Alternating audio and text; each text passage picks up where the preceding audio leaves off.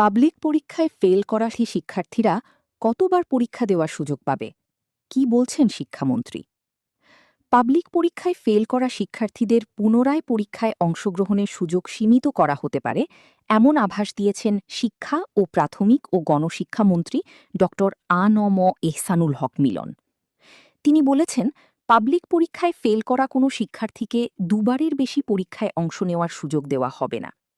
গত ১১ এপ্রিল এক মতবিনিময় সভায় প্রধান অতিথির বক্তব্যে তিনি এসব কথা বলেন।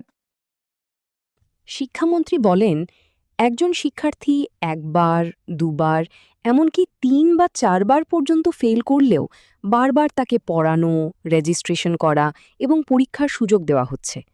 এতে বর্তমান ব্যবস্থার কার্যকারিতা নিয়ে প্রশ্ন উঠছে।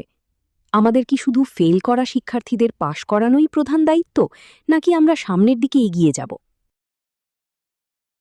পরীক্ষা পদ্ধতির বর্তমান অবস্থা নিয়ে হতাশা প্রকাশ করে তিনি বলেন, বর্তমানে প্রায় ৫৬ ধরনের প্রশ্নপত্র তৈরি করে শিক্ষার্থীদের পাশ করানোর উপর অতিরিক্ত গুরুত্ব দেওয়া হচ্ছে।